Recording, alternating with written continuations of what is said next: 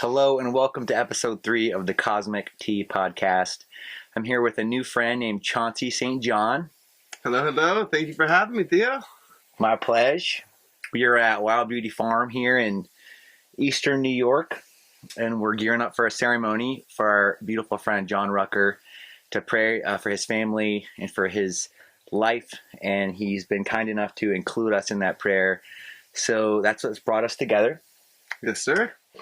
And we've kind of met in a space like that, and it seems to be a really unifying theme that has so much within it. And at the last meeting, we got into a conversation. He asked me a question that I can't quite remember, but it was something along the lines of, how are we going to reconcile our humanity in the face of this time? And I think I said the right thing. Having no idea of Chauncey's background, I said, the future is decentralized. Yes, sir. And that is something very very dear to my heart, I should say. So I've been working in the crypto space for a while now. Blockchain, decentralized finance, founded a nonprofit fundraising platform that used DeFi to provide non-custodial sovereign accounts for nonprofits. The whole idea was, how can we break nonprofits free from this philanthropy industry? You know, just like a lot of individuals, they end up very kind of dependent on this welfare state where nonprofits are forced into dependence. The system is not really set up for nonprofits to have financial independence, which allows them to be controlled. So to be able to break them out of that system, give them a way where they can fundraise globally, control their own accounts, and invest those in decentralized finance tools where they can actually earn interest, get returns from the donation funds they receive, which can provide them a sustainable future where they don't have to fundraise, they don't have to ask for handouts, they can be free, they can be sovereign, they can focus on pursuing their mission. Yeah, that was the word that came to mind hearing you share, was sovereign and platform, because we all know how the foundation that something is built upon can steer, enhance, or even hurt the ethics and the intent behind that. So yeah, when it comes to creating a platform for people to do their work in the world, what kind of causes were you interested in working with? So people ask me that a lot, and to be honest, it wasn't to raise for one particular cause.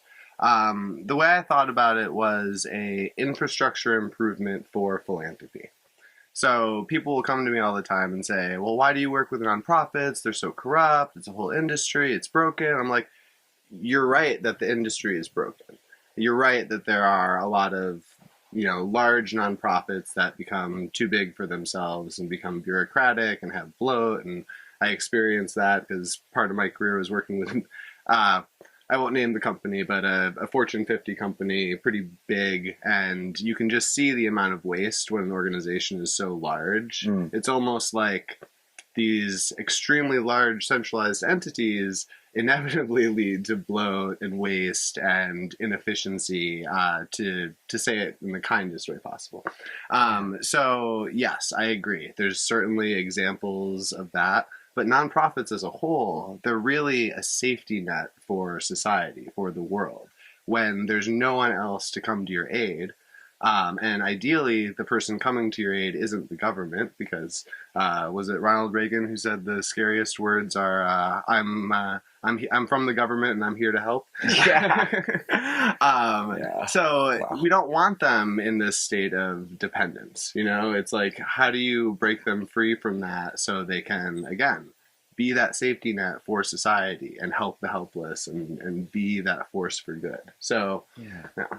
I'm imagining like a codependent mother who has the best intentions for her child, but is almost addicted to the role. And the idea is for, when you're creating a philanthropy type project, is you're trying to solve a problem, not sustain a problem. And there could be kind of an addiction to that, that source, that income, that feed, and even the work that creating a system designed to keep power in check, potentially creating more transparency, creating agreements that could be voted upon by the DAO, or the group to ensure the direction always going. What's that word? There's like a creep. There's a word, something creep. It's like a directive creep where you're supposed to do this, but then it starts to become something else. Mm-hmm, so it's some kind of way to make sure that you stay on target and on track for the goals that you intended. Yeah. Mission creep. That's the word. Yes, that is. Yes. No, 100%. And I think that's another thing with organizations being too large. You know what I mean? In theory, organizations should be small and nimble to address specific issues. And beyond that, I mean, if the issue is actually resolved, then that organization shouldn't need to exist per se. But they could also expand to other things. So in some cases, like we support one organization, Yellow Boat of Hope in the Philippines. And I like this one just because it's a cool story. Basically, this guy, Jay Jabanetta, saw some kids swimming to school one day, because in the southern Philippines, it's a lot of very, very small, disparate islands, and the kids literally swim to school. Wow. Which makes it very difficult to, Books. yeah, exactly, Lunch. exactly. So Yellow Boat of Hope was originally like, yellow school bus, but boats, little fishing boats and other types of just transport boats that could take kids to and from school. And then they expanded that to actually helping with local rehabilitation efforts when a hurricane hit. So they were helping rebuild fishing boats, helping rebuild schools. The resources are already in place. Exactly, exactly. They know the local community. They've already been working with and helping the local community. So, I mean, there's examples where it can work, but I think it comes back to decentralization, where you don't want these organizations that are so large and have this machine to keep feeding, right? Right. And that's where I think decentralized finance and crypto and those types of technologies can be a great force for good when used right, because it opens up that opportunity where I really consider us leveling the playing field in that way. Large organizations, they can invest in endowment accounts and fund managers. They can raise from all over the world. They get all the name recognition. Smaller organizations find it much more problematic to fundraise, especially if you're a global nonprofit. And to be honest, most of the nonprofit work that I would most like to support is outside the U.S., where people are more in need. Yeah. Those organizations, they can't give and receive U.S. Tax receipts. It's very difficult and expensive for them to get money from the U.S. to their bank locally. Right. So with decentralized finance, they can actually fundraise all over the world into one account, have that, use that, offshore it directly from their local country, much cheaper than they would through traditional payment rails. So in that way, it provides them a freedom and an ability to actually hold US dollars against inflation in their own currency, to be able to invest money, to have a sustainable runway for the future. All of these things that wouldn't be possible for them with traditional finance, because traditional finance is gated, it's expensive, it's slow. Yeah.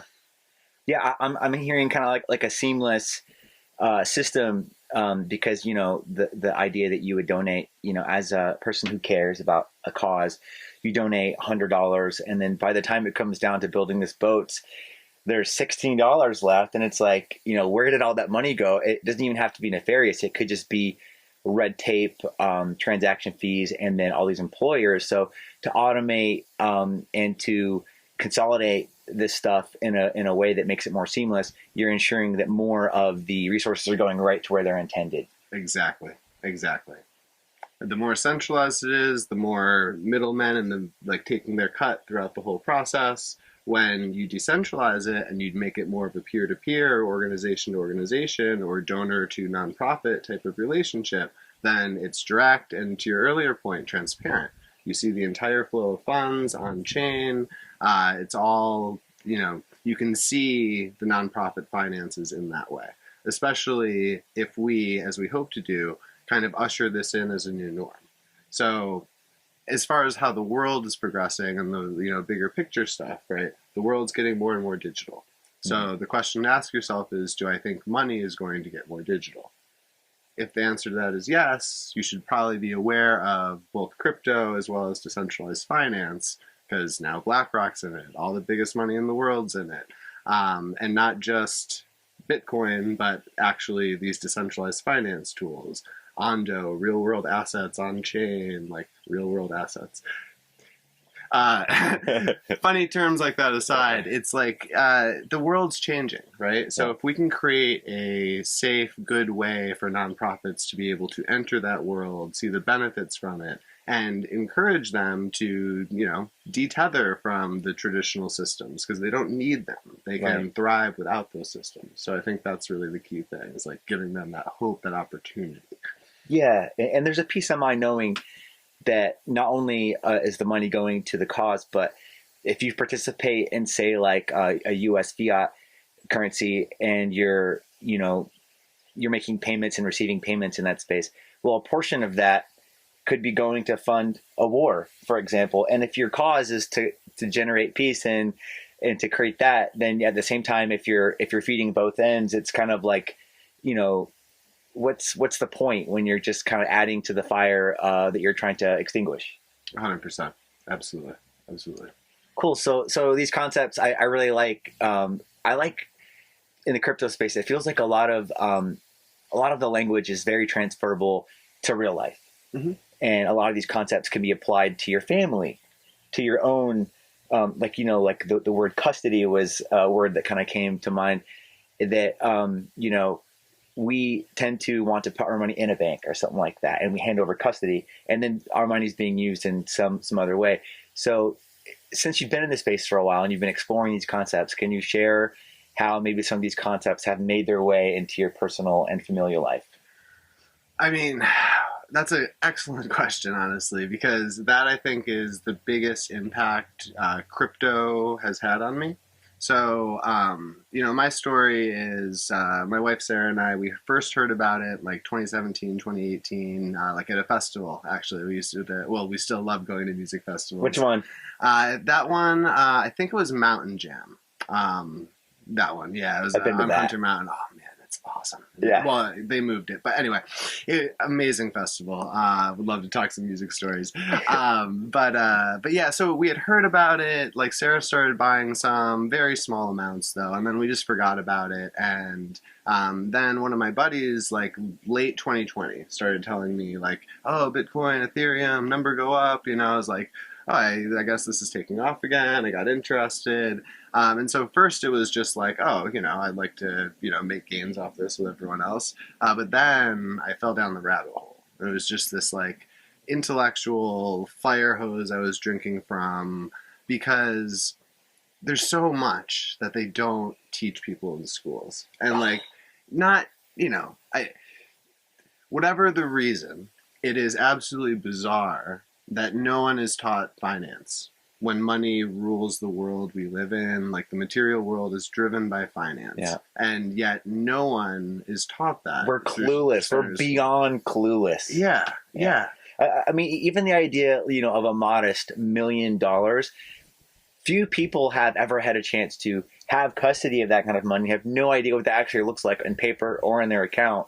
So it's like, it's an abstract concept, let alone $1 billion or $1 trillion. So when you hear about these $1 billion aid deals, people just kind of resign that to the etheric. But these are real numbers that are affecting inflation and just really having a huge impact on the world. So I completely agree that there should be a major reform around education, specifically around money.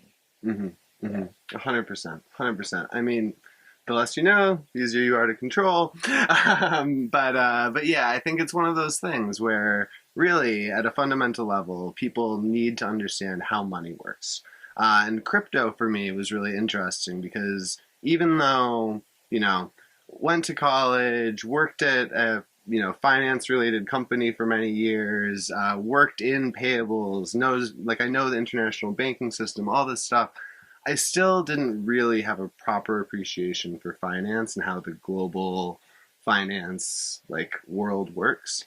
And getting into crypto, you start to appreciate that. I mean, there's certain narratives of Bitcoin as digital gold. What does that mean? Right. Bitcoin, why does it have value? Right. And to understand that, you need to understand the history of currencies over time, and then how currencies rise and fall, which then gets you into all these things with debt and inflation and treasuries and these global kind of things that I just never really spent much of my time thinking about. Right. But now that I understand it better, it's like, it's part of how I see the world in terms of understanding why things are happening around the world, what the US's role in that, what other countries, all these things that it opened my eyes. And like even beyond that, when you mentioned DAOs earlier, so decentralized autonomous organizations, this concept, and smart contracts, this concept of you write code and code is law. You know, people interact with code on the blockchain and there are no intermediaries. I can deposit money for you to borrow against and I can earn interest off that without signing any contract, without going to a bank. So it's a really fascinating concept. But then to start thinking about that, you need to start thinking about, well, how do the traditional systems work with this? And then online voting, like this DAO governance where people can use their tokens to then vote on decisions. I have thought about this a lot. It's fascinating. And tell me if you agree that the ultimate expression of this stuff goes so far beyond money. Is like the first rung on the ladder. The applications for the future, especially now the AI and devices and things like that, and the need for security and authentication, and now with deep fakes and all this crazy hacker stuff going on, that the applications around voting and stuff specifically, it could be a thing where you don't even need politicians anymore because they're supposed to be representing you, but if you don't need a middleman, and you can go straight to the source. Like, for example, one of the ways I like to describe crypto to someone who's completely green is I say, it's kind of like what Uber did to taxi cabs. So you have a system of governance that's the Uber platform, and then you have the user, which would be someone needing a ride, and then you have the person providing that has their own personal vehicle, and you just automate that thing, and they come a little bit off the top, or what Airbnbs did to hotels. Yeah. And it might seem a little sad to see taxi cabs or hotels go out of business, but ultimately, I know we're all crushed, right? Change happens. But I think it points to the idea that there's plenty of resources already out there, and what we're suffering from is a misallocation and a misuse of resources. Absolutely.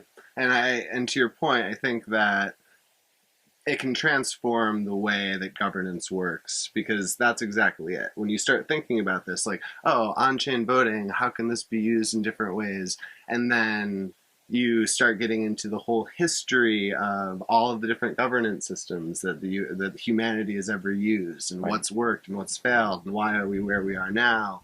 And so, like, certain things, right?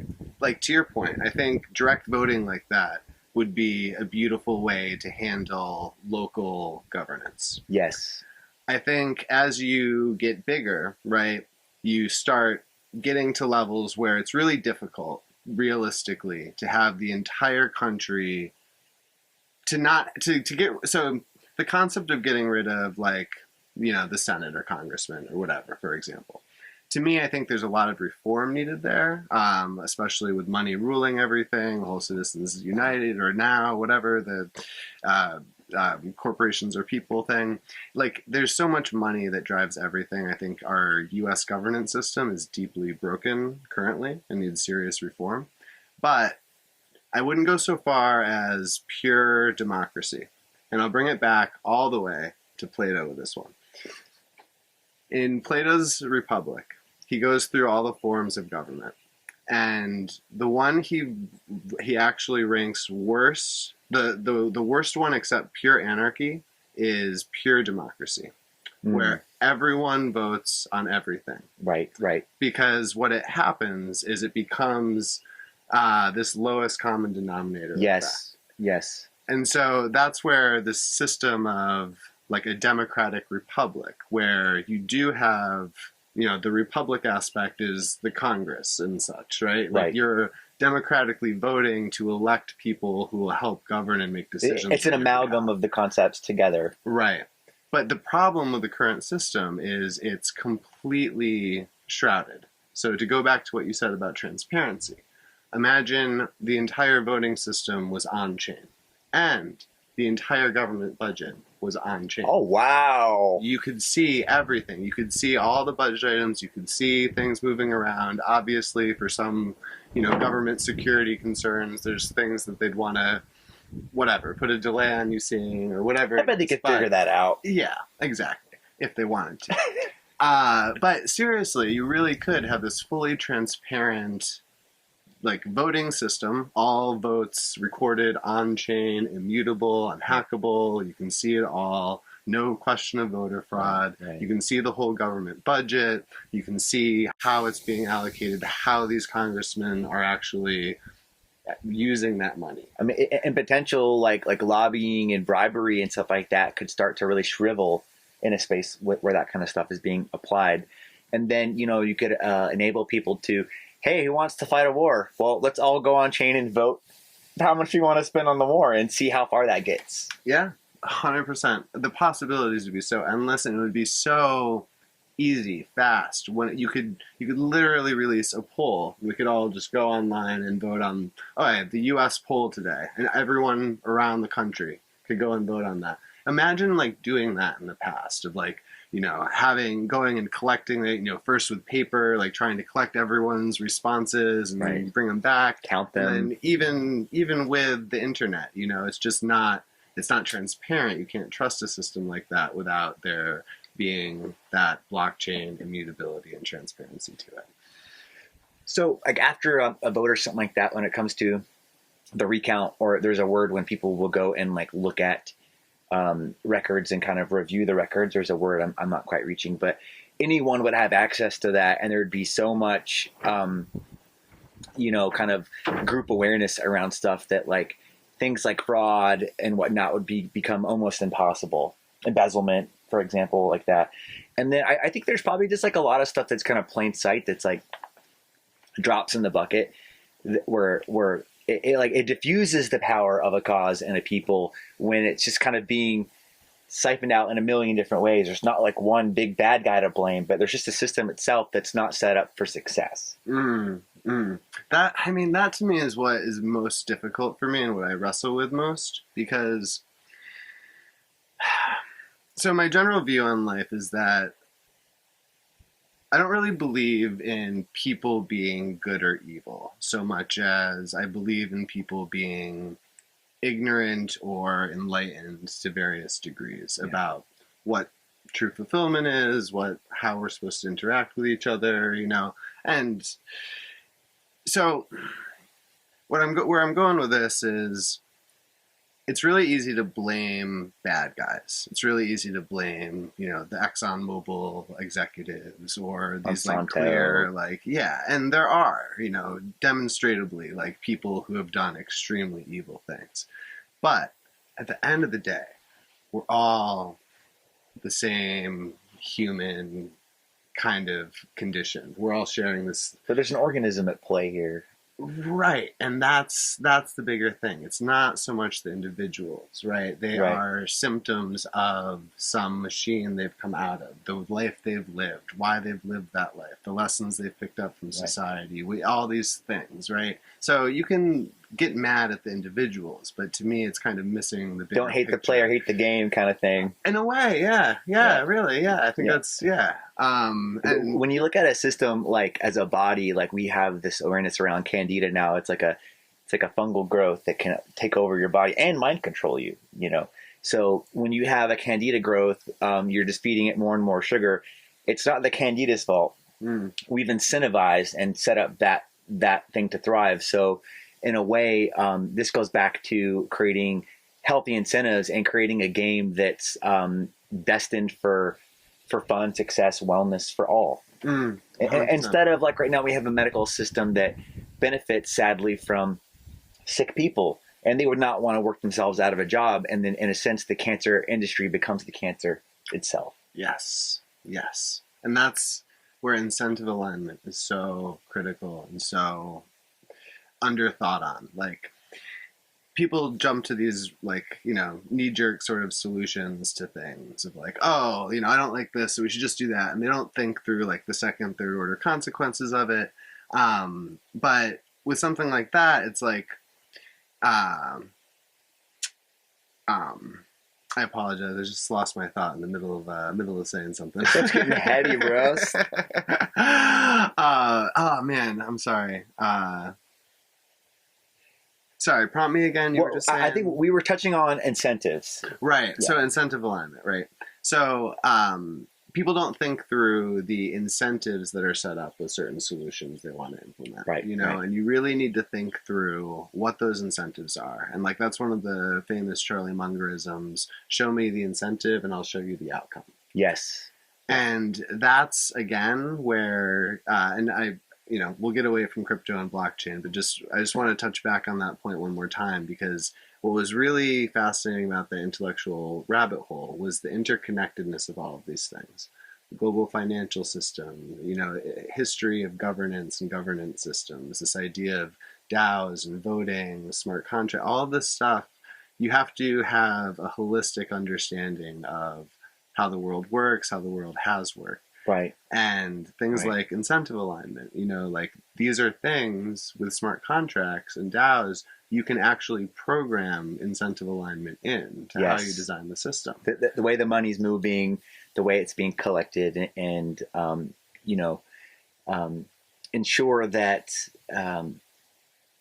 the values are withheld, and that when we do finally arrive, because it's going somewhere, that we like where we arrive. Mm-hmm. Yeah. You know, 'cause there's this thing about, like, you know, if you fight monsters, you could become a monster.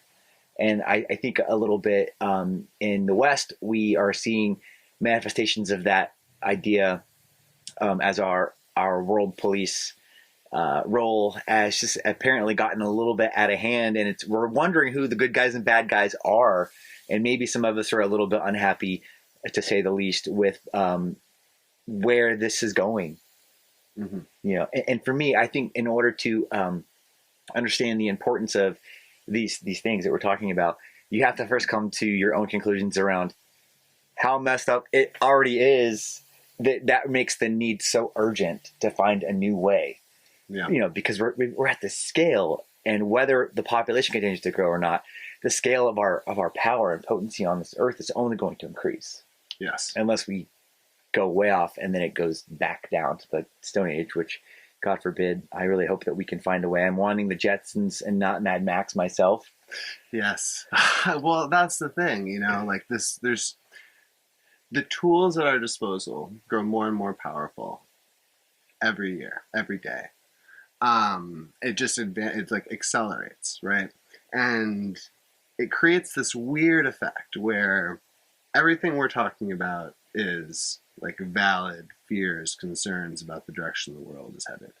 And you also have this validity to the world has never been better than it is today. Yeah. Of like poverty. Exactly. You know, infant mortality, safety. All the things like across the world, everyone's quality of life is better than it was, you know, 50 years ago. So why could we complain, kind of thing? Well, you know?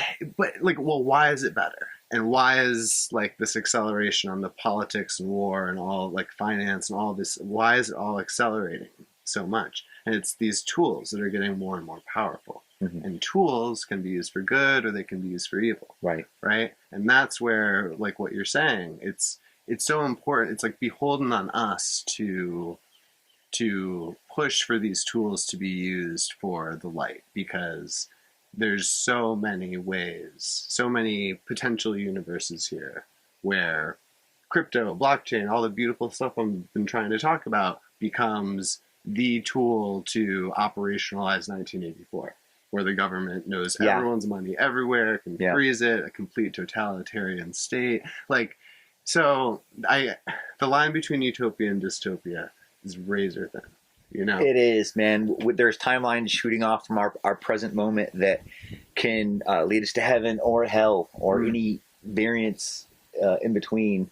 And this is kind of making me think a little bit about social media and AI and the fragility of the human mind in this ever-changing landscape, that we've not evolved with this. It's also brand new, and we need to be compassionate with ourselves and maybe consider getting a flip phone.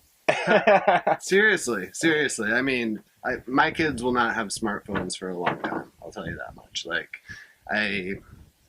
again, tool, technology, super powerful. Do I bemoan the fact that smartphones exist? No, it's amazing. It's incredible that I'm able to look up this information on real time and be able to communicate with people via video all over the world. It's beautiful. It's technology is a beautiful thing. It's just scary powerful. And when you have, when you combine, again, it's holistic, it's all combined, right? When you have these huge centralized companies that are for-profit entities that extract your time and attention for their money, right? And what is their incentive? That you're the show product. me the incentive. I'll show you the outcome. Their incentive is keep you hooked. Why? So you can have Zuckerberg going in front of Congress and saying whatever. They're going to placate people. And again, it's not about Mark Zuckerberg being an evil bad guy. He's a player. The system and the incentives. What is the incentive? Change the incentive. So their incentive isn't to show you the worst things, the sexiest things, the whatever things that will keep your eyes glued to the screen. It's non-enriching and creates division and polarity. There's been some real conversations. There was the social dilemma, which was great, but there's some other stuff I've seen. It was a little bit more of a deep dive around these tools and how, not only are you getting access to these tools, they're getting access to you, and how there's a real risk, and how some of these companies have very belligerently, implemented these tools that are eroding the social fabric, the things that hold us together. And we see that today in society. People can't even disagree anymore. Like, if you like this politician, then you're a blah, blah, blah, and F you. And it's just like, wow. I mean, I remember when I was a kid, people would have different ideas about things, and it wasn't that big of a deal. Like, go out and vote. But that also goes hand in hand with the fact that we've lost faith in our institutions in a very real way, whether that's our voting system itself, the information that we're using to formulate our opinion in media, and then even like how much of it's like off the table, like the unknown unknowns, things that are happening without our consent behind our backs that are affecting us all. Oh yeah, the real stuff to be concerned about. Yeah, man. It's a lot. It's a lot to unpack. And I don't know. Like, I'm an optimist. I think I sense that in you. I always have been, always will be. Feel very blessed. Shout out to mom and dad. But yeah, dude. Dude, I see things in systems, right? And I see things in cycles. And I think it's so important to zoom out from our lived experience, because our lived experience is such a microcosm of the history of human society, right? Yeah. So, like, when you zoom out, right, it's like, man, some shit seems really bad and really scary. And to a degree, this time is a little bit different just because of the scale of destruction possible. Yeah. So I don't want to say that, everything is the same as it's ever been, just another cycle repeating. I do think that there's real dangers here that are different than they have been in the past. Mm-hmm. But the other thing I think is, like, you see these cycles of things, going up and getting really good, and then people getting complacent, and things deteriorating, getting worse, and then things getting bad, and then people want to fight against that, and they get strong, and they work hard, and they build better systems, and the systems are really good, and they get really good, and then people become complete. And, like, what's that cycle? It's like strong men create good times create soft men create bad times. Exactly. And it's true, and honestly, I think we're in one of those soft times. And so I think that we're due for a correction. I think that there will be a period where things feel worse. I don't know materially how worse they get, because the suffering in our mind is so much greater than that in reality in some ways. Yeah. Like the fears we imagine and talk about and discuss, and like what's actually our lived experience is quite pleasant. Yeah, man.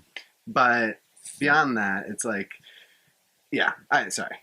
I totally agree with you. The mind is something to be considered here. The personal and imaginary landscape.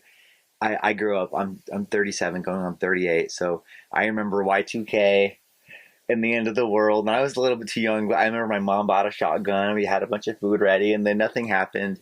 And then 2012 came around, and I'm like, oh my God, I was like living in the woods in Hawaii. I was like ready for it. And now it's, COVID and World War III. And I'm just like, wow, I've been living in the end of the world since basically as long back as I can remember. And it's just like crippling and stifling to the human spirit, and it really takes a lot of resilience in a time like this to be aware and also well. Yeah, yeah, yeah, man. I mean, when you think about it, right? Change is often destructive. Healing is often destructive. You know, there's a reason we have quotes like, you know, it's always darkest before the dawn. Mm-hmm. You think about a forest that's overgrown and diseased. What happens to that forest? How does it heal itself? It has a forest fire. Right. Things burn, you know, it's Right. bad. And then the dawn rises and new life begins. All that carbon is now fertile, and yeah, and the little trees have a chance because the legacy trees have now made space. Yeah. And the world keeps on turning. The systems that are beyond the trees, you know, the sun and the water and the wind and the earth, those things remain. Mm-hmm. Mm-hmm. Yeah. And never bet against human resiliency. I mean, you can say a lot about humans, but we have been through some shit. And like, the bubonic plague, the Crusades, there's all this and this is just, you know, modern history. Recorded history. Yeah. Like we have fought through a lot, right? And we are a very adaptable and reactive species as a whole, you know, like, you know, you think about something like COVID, and you think about the silver lining of that, of how much it woke people up to how messed up the world is in these different ways we're discussing. And like, I think, you know, most people would agree that the awareness of these issues is at an all-time high for my lifetime. You know what I mean? Yeah, for sure. And that's a beautiful thing. And with that awareness does come action. You know, we do like to talk about how complacent everyone is. Everyone's just sitting at home talking about the problem, not doing anything. And there is a huge element of truth to that. But there's also an element of truth to, as this universal, this global, the sentiment shifts, this energy shifts, real change results from those shifts. Mm-hmm. So do I think that, you know, tomorrow all of a sudden these worries are going to be gone and there's not going to be anything for anyone to be worried about? Like, no, I think that there's going to be shit is going to hit the fan in some ways. I don't think it's necessarily apocalyptic. I think we won't be able to predict it. I think I'd be a fool to try and tell you what form it takes. Well, but I think something happens in the sense of the reveal, the revelation of you know, that's what apocalypse is, like the revealing of it all. And we've all been kind of convinced that it's like the doomsday scenario. But if you look at stimuli as potential energy for kinetic growth, then, you know, maybe we're right on track. And I'm going to come back to that space of patience and compassion for ourselves, that we are living through an incredible time. And, you know, my personal and spiritual belief says that I chose to be here, and I have a very important role to play during this time. And I think maybe, COVID, it course corrected me, and it's really realigned me with my purpose, and it's made it even more than before painfully obvious what I'm fighting for. And now that I'm a father, and I know you're a father too, who we're fighting for. Yes. Beautifully said. Beautifully said. Yeah, man. And I think that in our children's lifetime, I think that it will already be getting, the world's gotten faster. The world's gotten faster in all these ways, and it includes the crashes and recoveries. You know what I mean? Right. Like, I think the cycle. Yeah. Like, something's got to give with our political and financial system. So it will. And that's a good thing, right? It's about anticipating that. You don't have to be paranoid and anxious about it. You just have to try and increase your own sovereignty and sustainability in little ways, in whatever ways you can. You know, maybe it's starting a garden. Maybe it's learning about crypto and decentralized finance. You know, I'm not going to sit here and be like, oh, go buy. No, like, just learn and see if it's right for you, and see if it's a way that you want to preserve and protect some of your money against potential US dollar inflation, things like that, right? So there's education out there. There's ways that you can just make it so you're less reliant on systems that may, if not collapse, falter and hiccup a bit here and there as things inevitably are going to shift. Yeah, Yeah, the steady rising tide of inflation, and how that in a way is eroding our sense of leisure and security and things like that. Like this guy, I was buying some coins recently, and the guy at the gold shop, people in there, they're in there for a reason. It's an interesting group of people that attend these gold and silver shops. And Smart man holding actual hard metals. That is the securest money outside of the digital space, like that you can possibly have. yeah, they know what they're doing. They're a good reason. And the guy was showing me with a piece of paper. He was like, "Hey, in 1920, a man would go out and he would basically, it's hard to say he was making $5 a day. It seems like nothing, but lunch was a nickel. So it's hard to wrap your head around that. But a week's wages might be a piece of gold like that. And now for the average person, a week's wages is a frac. It's just a tiny little flake of gold in comparison. So we are all kind of, even though we're aware of inflation, and we all have the stories of groceries have gotten so expensive. And Grandpa said, when I was a kid, we've all heard that stuff, but in a way, it's just kind of hidden in plain sight. Yeah. Yeah. Hidden in plain sight. And I think a lot of people are, obviously, inflation's a hot topic. A lot of people are aware of it again. And it's really kind of insane in retrospect that we had so many years of 0% interest rates. Like, it just, a whole nother conversation about fiscal responsibility. But yeah, man, we just let the economy run gangbusters on 0% interest rates for so long. Just quick version. Banks are totally screwed. They're completely underwater on U.S. Treasuries. The U.S. government is printing money at a more accelerated rate than we're in an exponential period right now of U.S. debt and money. Is that necessary in order to sustain the motion? Is that something that's kind of just inevitable based on our current trajectory, or could that be halted? Or definitely not inevitable. So, and never trust anyone who says like, oh, this is absolutely what's going to happen. Because the thing is, the U.S. government has so many bags of tricks at their disposal. So many different things they can do. And that's what's been happening in the background. Like if you understood and paid attention to like the inner workings of the U.S. financial system and Janet Yellen and Jerome Powell and the Fed and like all these things. Quantum easing and things like that. Yeah, and like bank term funding program, this whole, they make up these terms and no one in the public understands them, but it's basically saying things like,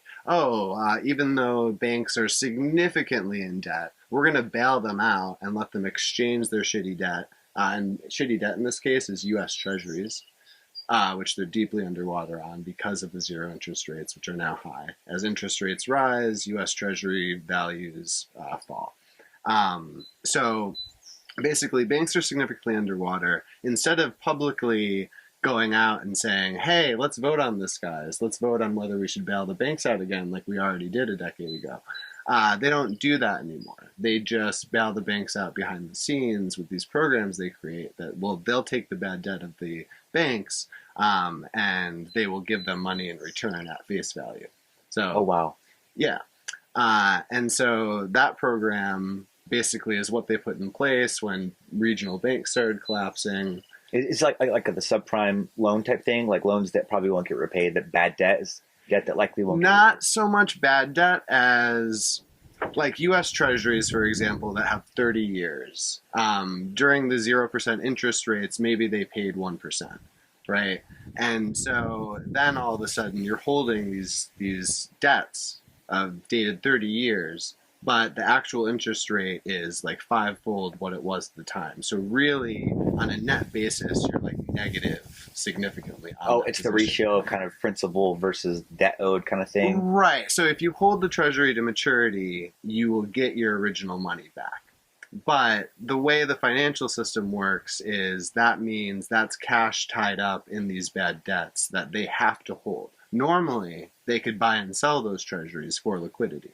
So you go to the bank, you need to withdraw money.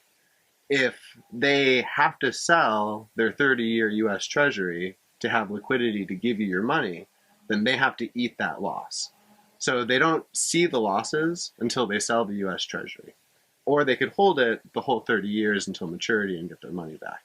But they're stuck in a hole where if they want to have money to invest or earn themselves money, if they want to have money to be able to pay you when you go to withdraw, they need to sell those treasuries. So it's like punishment, like low velocity, penalized, non-liquid assets.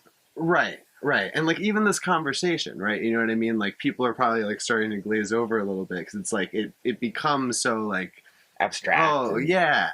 But the long story short is banks are in debt. Government is printing significant amount of money, bailing them out, not coming to us for votes, not being very public about this. I mean, it's public, right? You can know about it if you go and research and look. And if you looked at the paper, you might be like, what? And then it's like everyone's like, everything else is already too crazy. They don't have space for this. And I think, maybe they're kind of counting on that a little bit, Yeah. But so that money printing, and the bigger our debt gets, the bigger our interest on our debt, the more money we need to pay our debt. The higher the interest rates, the more we have to pay on our own debt. So you get into all this feedback loops. Yeah. Really, we're in a really, really bad place with U.S. debt. Now, thing is, like your question, right? What could happen that could change this trajectory? Yeah. And there's a few different things that could happen. One of the crazy things, and this would completely screw over so many U.S. allies that it would be a last resort kind of thing. Mm-hmm. But the U.S. government is currently one of the largest holders of gold in the world. They have gold valued at something like $23 an ounce on their books. If they chose at any point, they could come out and say, we are now valuing gold at $10,000 like an ounce. And they would have to allow people to redeem against that. So they'd have to make that real by letting people buy gold from them at that price. What this would do is it would decimate the US dollar and US treasuries. It would basically it would significantly reprice the dollar overnight. And it would have a very, very negative adverse effect in many ways. But what it would do is basically eliminate the U.S. debt. Not literally eliminate it, but they would devalue the dollar so much by increasing the value of gold in their books that, because in that way, they would then be able to pay off their debt quite cheaply because their debt is denominated in U.S. dollars. Oh, wow. So it screws over a lot of people. There's a lot of wreckage in the way. That is a not ideal way that it could resolve itself.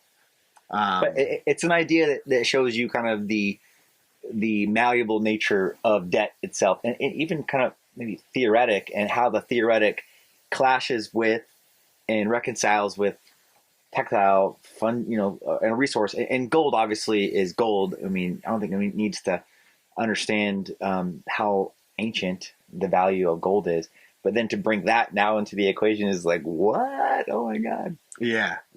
Well, exactly. And it's like people think like, oh, but the government would never do that. Like, bro, like 100 years ago, Teddy Roosevelt literally took everyone's gold.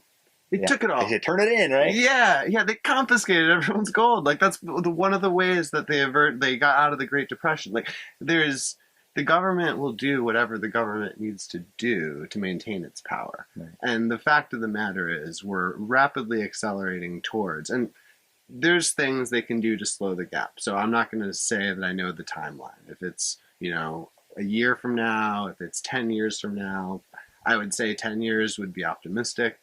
Something is going to give with the current U.S. debt and financial system.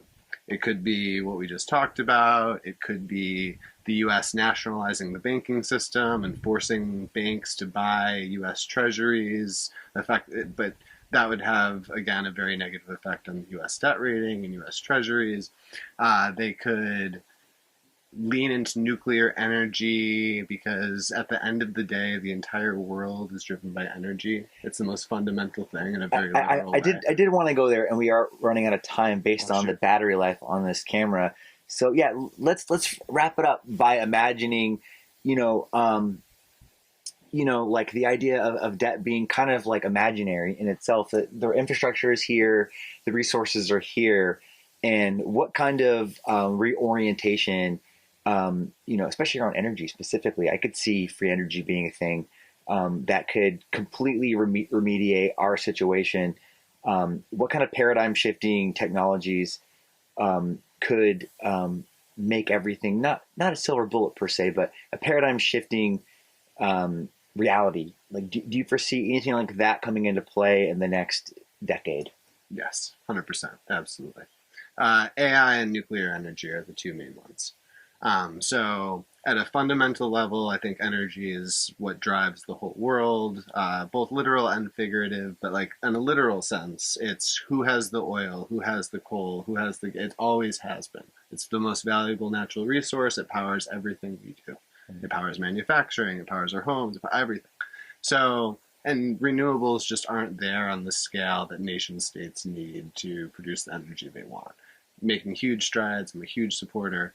The fact of the matter is, if we want to avert the current financial system or situation we're in, we need to make energy much more abundant and cheap. If energy becomes abundant and cheap, life and everything else becomes more abundant and cheap. So, if we could responsibly harness nuclear energy, I think, and I believe there are absolutely ways that we can do that, I think that could completely change the trajectory of things. But we'd have to really lean into that in a serious way. So I think that's one thing. And then the other clear one for me is AI. I think AI is going crazy fast. I choose to be an optimist. I don't really believe, Skynet asserts itself and the machines will try and destroy us. So we could be projecting our own shadows into that space a little bit. Yeah, I believe that. And again, a ton of things could go horribly wrong. But I'm an optimist. I choose to believe that we'll be able to harness this for good and have more of a Isaac Asimov-like vision of machines helping oversee and kind of foster abundance across the world, and in that way eliminate politicians. Beautiful. I'm glad we could bring it back to full circle and let that optimism shine through. We're both along for the ride. I look forward to seeing where this friendship goes and where the world goes, and maintaining that beautiful, resilient spirit and fire within us both for our families and friends and ourselves. This has been episode 3 of the CoZmic Tea podcast. Thank you, Chauncey. Thank you so much, Theo. Excited to be on this journey together, brother. Hey, away. Peace, y'all.